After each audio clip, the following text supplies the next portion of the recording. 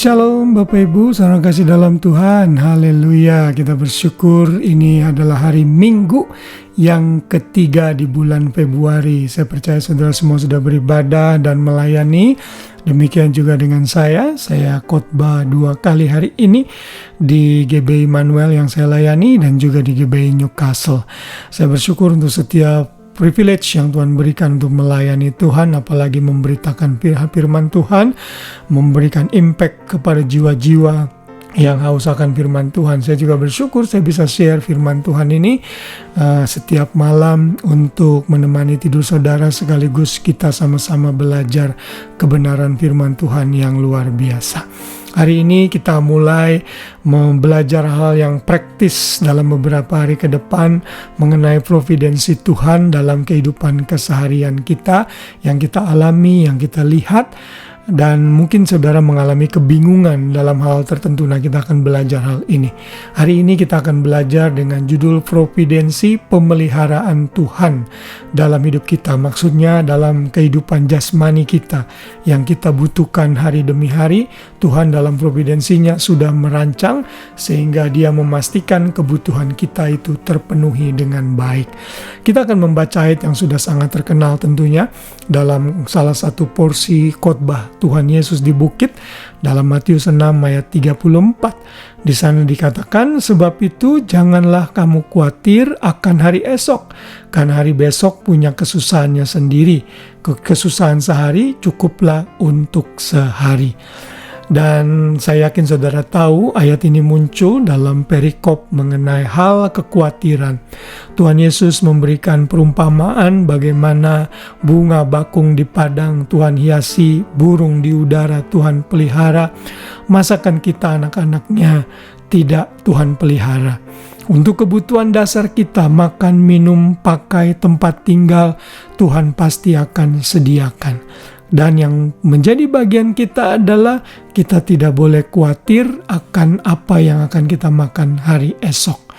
Kesusahan sehari cukup untuk sehari. Bukan berarti ayat ini menyatakan saudara tidak boleh merencanakan, menabung, dan lain sebagainya.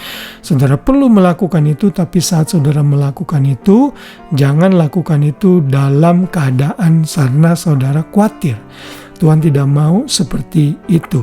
Kalau saja burung di udara Tuhan pelihara, bunga bakung di padang Tuhan hiasi dengan indah, apakah lagi kita manusia? Tuhan pasti akan memelihara kita sepenuhnya. Saya mendengar begitu banyak kesaksian di mana di dalam hal-hal yang sangat kritis Tuhan menolong kehidupan orang percaya.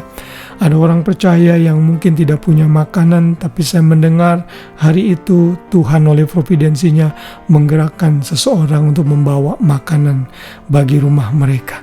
Saudara, kita semua sudah mengalami pemeliharaan Tuhan. Saya secara pribadi pun demikian. Saya bisa ada di Australia dan tidak pernah saya kekurangan selama saya hidup di dunia ini. Dulu waktu di Indonesia, saat mama dan papa hidup dalam kesederhanaan, kami hanya punya uang mungkin untuk beberapa hari, tapi toh Tuhan tetap cukupkan. Tidak pernah kami duduk meminta-minta roti seperti yang dinyatakan oleh pemazmur dalam kitab Mazmur. Tuhan pelihara kami luar biasa, sampai saya secara pribadi melihat kasih Tuhan yang besar dalam hidup saya. Dan bahkan saya memiliki hal-hal yang saya tidak pernah pikirkan sebelumnya. Apa yang saya tidak pernah punya sebelumnya, saya bisa miliki itu karena providensi Tuhan. Saya menyatakan ini bukan dalam bentuk kesombongan, tapi itu menyatakan kesaksian bahwa anak-anak Tuhan, Tuhan tidak pernah tinggalkan. Tuhan tidak mau kita khawatir akan hari esok, akan masa depan anak-anak kita, akan masa depan pekerjaan kita. Tuhan pasti pelihara.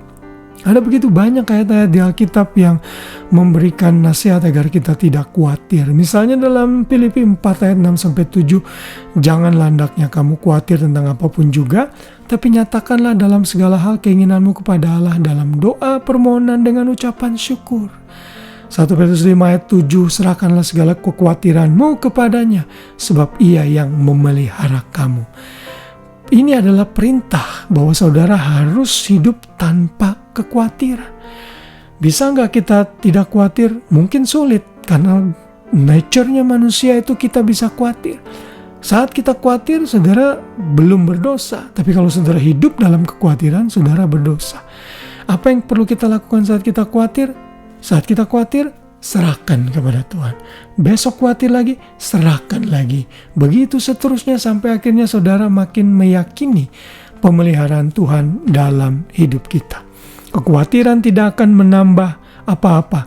Makanya tadi Tuhan Yesus berkata di ayat sebelumnya, siapa yang dapat menambah sehasta dalam hidupmu? Artinya tinggi badan kita nggak bisa naik kalau kita khawatir.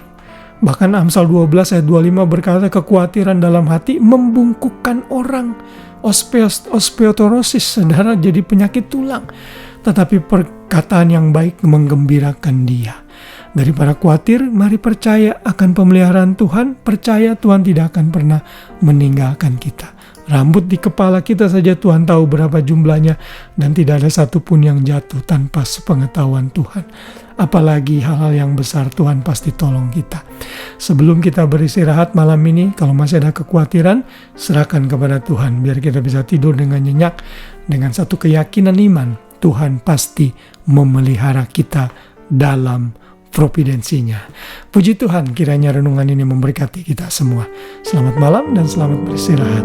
Shalom.